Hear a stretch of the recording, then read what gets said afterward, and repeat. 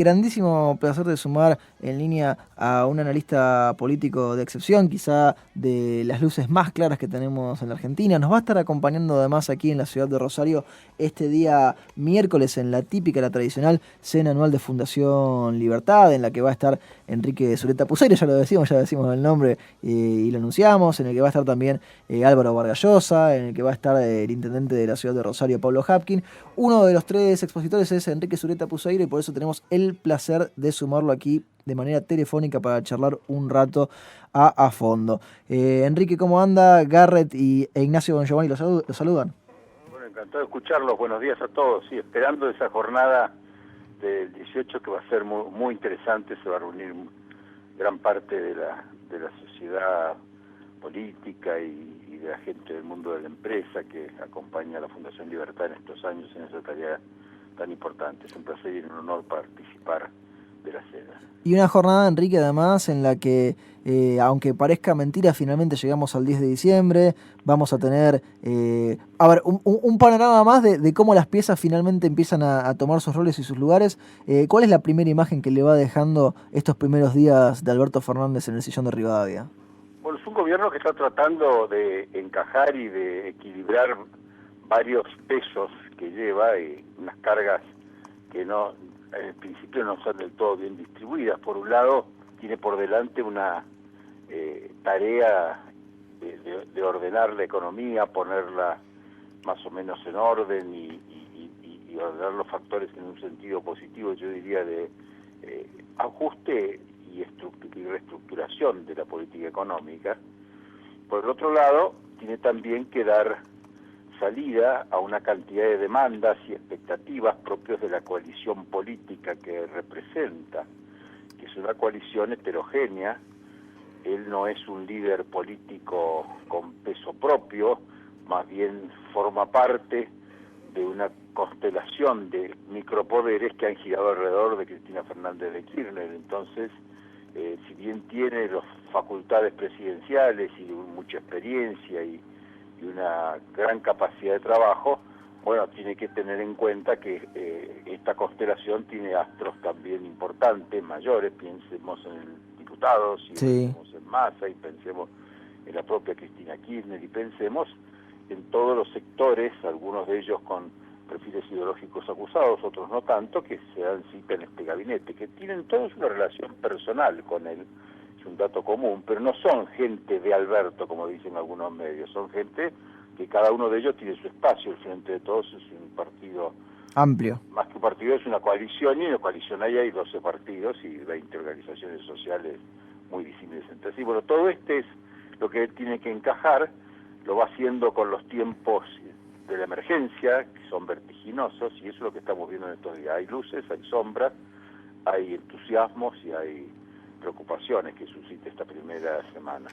Enrique, uno a poco que escuchaba el discurso de apertura de Alberto Fernández, por un lado, si bien es cierto que es repetida esta imagen de la unión de la Argentina desunida, pero parecía más bien alejarse de lo típicamente kirchnerista duro que uno a lo mejor en un caso más extremo podía llegar a pensar iba a suceder.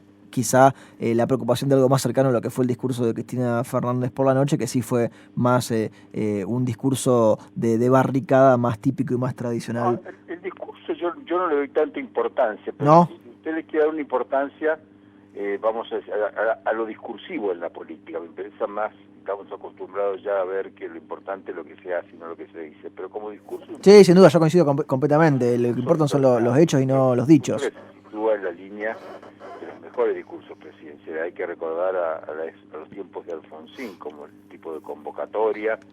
Está muy bien pensado, muy bien escrito. Eso lo ha escrito él durante años, lleva 20 años escribiendo ese discurso, porque es lo que él piensa claramente, y además, por otra parte, tiene su factura. Está un 100% es lo que él piensa. Tiene algunos ingredientes que son reconocibles. Hay algo de Vélez, también hay algo de Arroyo, pero no es el típico presidente que ensambla textos que le escriben cada uno de los retazos con poder que tiene alrededor. No, es alguien que sabe lo que quiere, pero creo que ha interpretado muy bien lo que la gente esperaba de él, y fue un estupendo discurso. Ahora, Lo que vale los discursos es una parte de la política, sí, ¿no? sin duda, solamente una partecita. Y yo le sumo ahí, porque uno a poco que recorta, hay muchas cosas que en abstracto suenan muy bien, como la crítica que se hace siempre a la justicia advenediza y acomodaticia, que se mueve al calor del poder de turno, él mismo lo denuncia, y cerramos la semana con una justicia que es advenediza, acomodaticia, y empieza a liberar a quienes hasta hace 2 o 3 días se perseguía, ¿no? Sí, yo creo que en esos temas va a haber un frente de tormentas, ¿no? Porque es evidente que las cosas son muy difíciles. Incluso se reunieron ayer todas las cámaras federales para hacerle una respuesta en resistencia. Finalmente, afortunadamente, no se produjo esa respuesta, porque tampoco puede ser que la justicia le digan algo y de pronto se juntan todos y por encima de diferencias salen a polemizar con el presidente. Sí, cuando la justicia debería hablar a través de sus fallos, ¿o no? Sí, no hubiera agregado mucho, más bien que se pongan a trabajar y que es lo mejor. Pero de todas maneras primó la cordura, y me parece que eso no ocurrió, pero tenía el propósito ostensible por el apuro y la rapidez para hacer una respuesta.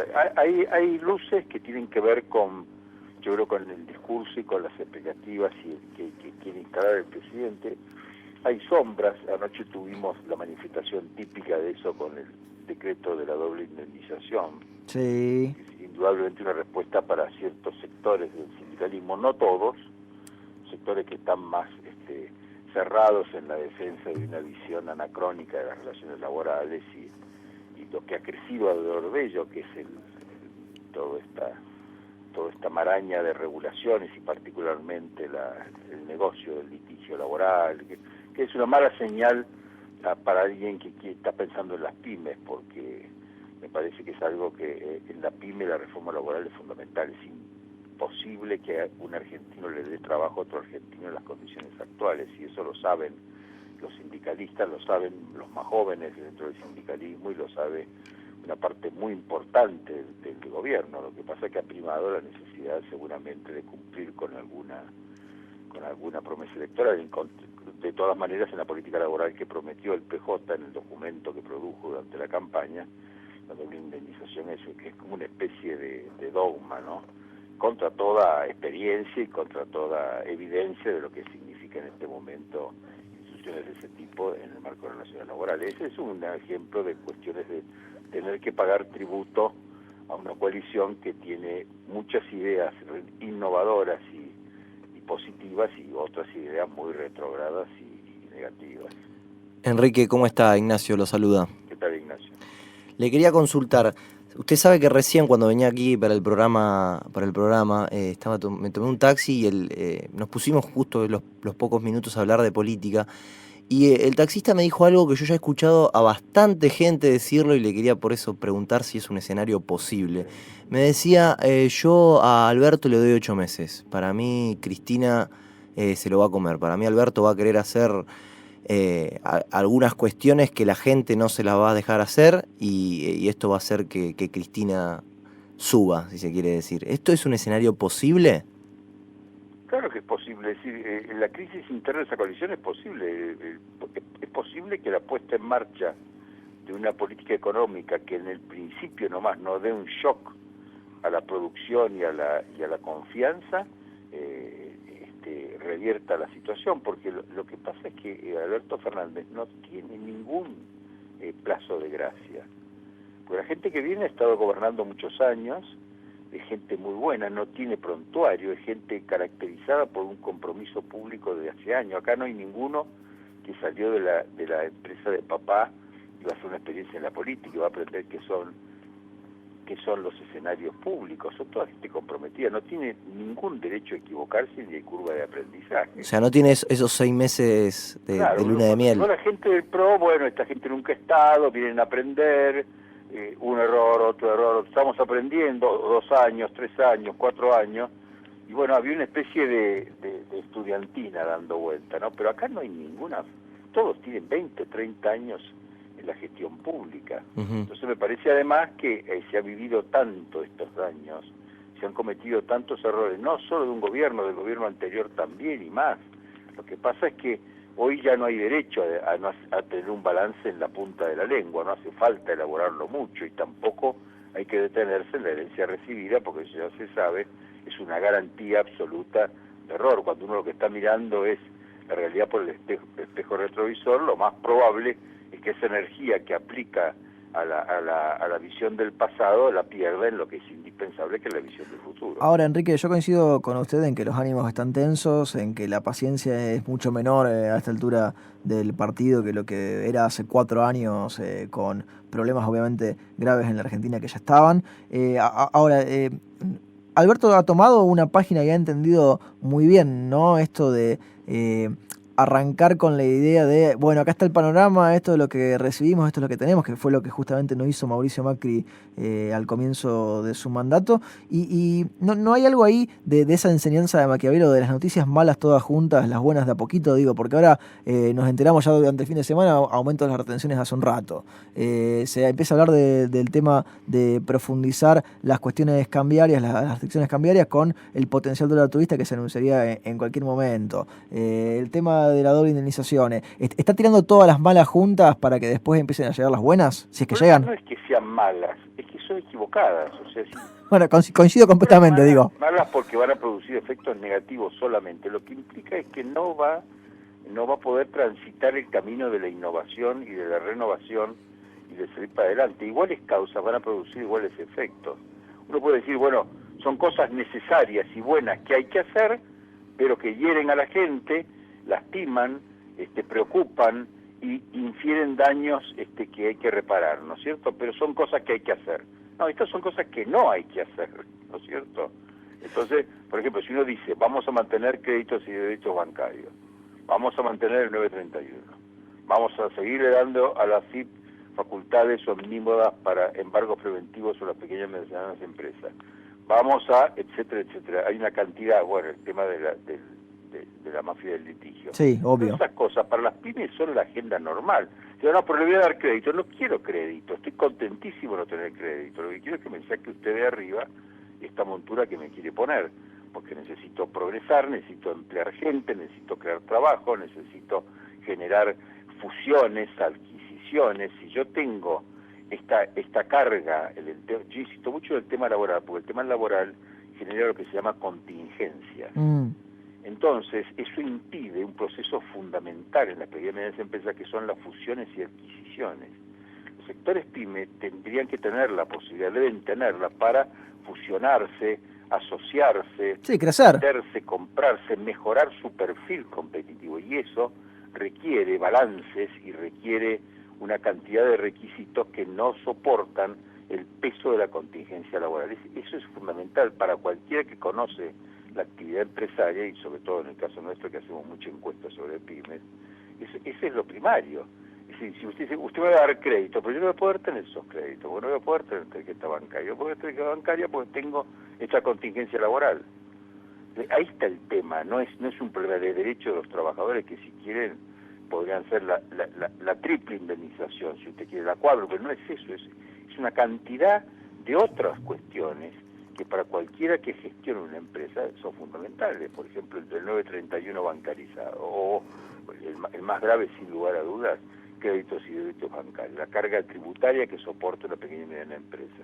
Me parece que esas son las cosas que hay que remover, porque de la pequeña y mediana empresa dependerá, y solo de la pequeña y mediana empresa, la creación de empleo genuino. Ahora, empleo de las ONG o de los programas sociales, o eso que se piensa crear, eso es empleo basura, no tiene ninguna posibilidad de consolidarse en una economía moderna. La mente de cada persona obviamente que es inescrutable, y uno no puede saber lo que los demás piensan, ni siquiera aunque lo digan. ¿Usted cree que Alberto Fernández realmente entiende lo que hay que hacer y se le complica con ese panorama que nos describía antes al comienzo de la entrevista? ¿O que él cree que este es el camino que puede resolver los problemas de la Argentina? No sé, yo creo que Alberto Fernández es un hombre de mucha experiencia, probablemente uno de los dirigentes políticos más experimentados, vivió junto con Kirchner, ha trabajado con Duhalde, con Cavallo, con Massa, con Randazzo, con Kirchner 1, Kirchner 2 y Kirchner 3. Sí, ha sabido llevarse con todos, que eso ya es una habilidad. Ha tenido un protagonismo tan grande, nunca en este rol. Ha sido un rol de apoyo, de generar espacios, de resolver problemas, Sí, es un tipo de gestión que ha llegado al escalón más alto de lo político. Yo no conozco un dirigente que haya tenido tanta experiencia con tantos dirigentes distintos. Claro, nunca tuvo que convocar y generar lealtades para sí, liderar él un proyecto, pero le sobra conocimiento, talento, intuición, sí, muñeca, ciencia, muñeca, tiene todo eso. Yo no conozco un dirigente parecido por la experiencia que ha recorrido desde las épocas de Alfonsín en el Plan Austral, como abogado del Ministerio de Economía, hasta el día de hoy, pasando por la experiencia importantísima en la época de Cavallo y en la época de Menem Cavallo, o en la época de Duhalde, que ha sido presidente de la Fundación Duhalde Presidente, o el papel que tuvo sobre todo con los Kirchner en la primera etapa y después contra los Kirchner en la etapa de Cristina, con Massa y con Randazzo. Me parece que es un hombre que en ese sentido sabe lo que quiere, tiene la experiencia, tiene los brazos llenos de cicatrices por los lugares donde ha estado andando, pero lo que pasa es que la experiencia es una parte. Otra parte es, por supuesto, el coraje, las ganas de asumir los riesgos, y sobre todo el acompañamiento. Tiene un buen equipo. Ese equipo yo no tengo ninguna objeción. Hay alguna gente que es nueva y habrá que verla cómo funciona. Sí, cómo se desempeña. Y no creo que vengan de la mano de él, vienen más del peso de la coalición o del peso del kirchnerismo, pero yo creo que el balance es muy positivo en el punto de partida. Ahora, hay que estar muy alertas los argentinos porque el menor síntoma, vamos a decir, de que las cosas no andan, después se multiplica. Errores milimétricos en el comienzo son kilométricos en el final. Y como ejemplo, la experiencia catastrófica de Cambiemos, que desestimó o subestimó o no le dio importancia a cuestiones que en el principio parecían infinitesimales y decía, bueno, esto lo vemos en nuestro segundo mandato, dejémoslo. Esto de los planes sociales, esto de la cuestión del litigio laboral, esta cuestión que tenemos con los impuestos, dejémoslo para más adelante. Sí, quedó todo para el segundo mandato y después no hubo segundo mandato. Eso, funciona al revés la política. Vos acumulás errores infinitesimales en el comienzo y son kilométricos al final. Si no acumulás aciertos infinitesimales al comienzo, no van a poder compensar esos errores. Enrique, nos quedamos... La experiencia que tenemos en la Argentina, desgraciadamente, es compleja. Completamente compleja. Le agradecemos mucho este tiempo. Hacemos como con los diálogos platónicos. Dejamos sin final para dejar a la gente con las ganas de seguirlo escuchando miércoles. Estaremos en Rosario compartiendo con la Fundación este nuevo aniversario. Cuando venga aquí lo estaremos esperando y lo estaremos escuchando miércoles en la cena anual de Fundación Libertad. Ha sido realmente un placer tenerlo para poder tratar de entender un poquito más lo que pasa aquí en la Argentina, Enrique. Un abrazo para todos.